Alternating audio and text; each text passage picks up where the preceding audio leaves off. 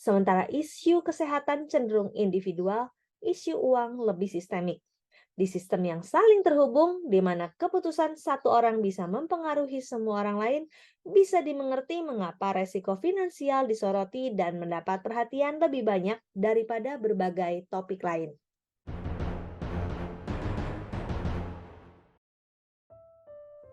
The Psychology of Money, pelajaran abadi mengenai kekayaan, ketamakan, dan kebahagiaan. By Morgan Housel.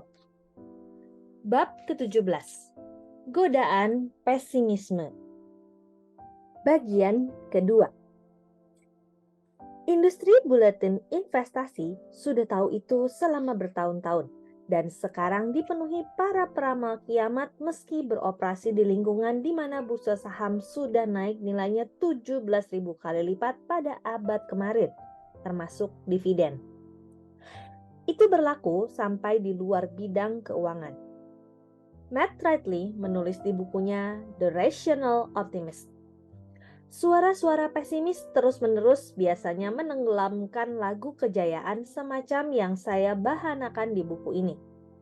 Jika Anda bilang dunia telah menjadi lebih baik, boleh jadi Anda disebut naif dan tak peka. Jika Anda bilang dunia akan terus menjadi lebih baik, Anda dianggap gila. Di lain pihak, jika Anda bilang bencana akan datang, Anda boleh berharap mendapat hadiah jenius MacArthur atau bahkan hadiah Nobel perdamaian. Dalam masa hidup dewasa saya, alasan yang sedang terkenal untuk pesimisme selalu berubah, tapi pesimismenya selalu ada. Tiap kelompok orang yang saya tanyai berpikir dunia makin menakutkan, makin penuh kekerasan dan makin tanpa harapan. Pendeknya, makin dramatis daripada kenyataannya, tulis Hans Rosling di bukunya Factfulness. Jika Anda menyadari betapa banyak kemajuan yang bisa dibuat manusia sepanjang satu masa hidup dalam segala bidang dari pertumbuhan ekonomi, terobosan medis, kenaikan nilai saham sampai keadilan sosial, kiranya Anda berpikir optimisme bakal mendapat lebih banyak perhatian daripada pesimisme. Meski begitu, daya tarik intelektual pesimisme sudah dikenal sejak zaman dulu. John Stuart Mill menulis pada tahun 1840-an. Saya telah mengamati bahwa yang dikagumi khalayak sebagai orang bijak bukan orang yang berharap ketika yang lain putus asa, melainkan yang putus asa ketika yang lain berharap. Pertanyaannya, mengapa? Dan bagaimana itu mempengaruhi cara kita berpikir mengenai uang? Mari ulangi premis bahwa tidak ada yang gila. Ada alasan-alasan sah yang membuat pesimisme menggoda bila berhubungan dengan uang. Ada baiknya kita mengetahui apa saja alasan itu untuk memastikan kita tak terhanyut. Sebagiannya naluriah dan tak bisa dihindari. Kahneman berkata bahwa rasa tidak suka rugi yang besar adalah perisai evolusioner. Tulisnya, ketika dibandingkan langsung satu sama lain, rugi lebih terasa berat daripada untung. Asimetri antara kekuatan harapan atau pengalaman positif dan negatif punya riwayat evolusioner. Makhluk hidup yang menganggap ancaman lebih penting daripada kesempatan berpeluang lebih baik untuk bertahan hidup dan berkembang biak. Namun, beberapa hal lain membuat pesimisme finansial gampang, lazim, dan lebih meyakinkan daripada optimisme. 1.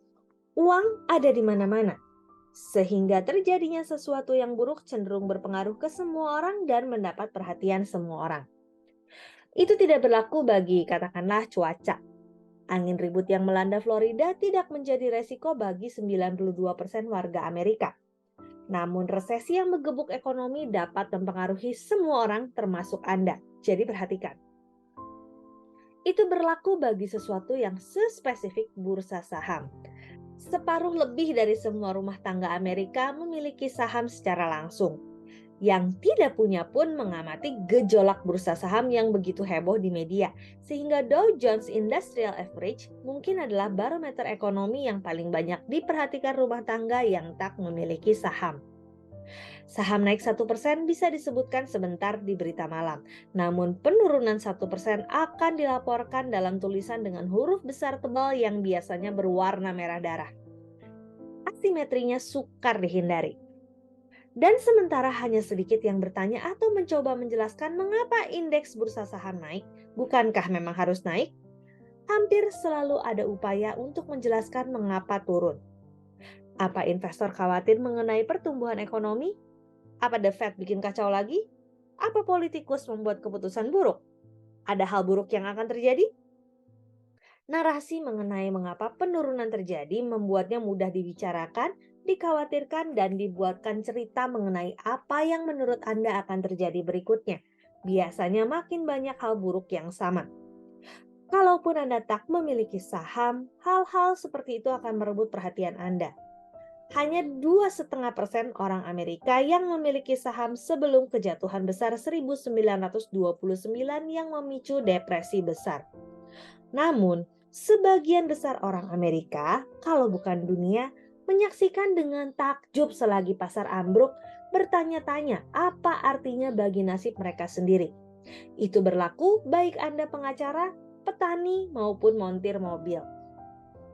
Ahli sejarah Eric Raussway menulis, kejatuhan nilai itu secara langsung hanya menyentuh sedikit orang Amerika, namun karena yang lain mengamati pasar sangat cermat dan menganggapnya sebagai penanda nasib, mereka tiba-tiba menghentikan banyak kegiatan ekonomi. Ada dua topik yang akan mempengaruhi kehidupan Anda, baik Anda tertarik kepadanya atau tidak: uang dan kesehatan.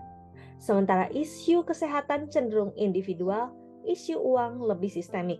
Di sistem yang saling terhubung, di mana keputusan satu orang bisa mempengaruhi semua orang lain, bisa dimengerti mengapa resiko finansial disoroti dan mendapat perhatian lebih banyak daripada berbagai topik lain. Demikian The Psychology of Money bab ke-17 bagian kedua. Saya Roswita Anggraini, sampai jumpa di bagian selanjutnya. Terima kasih.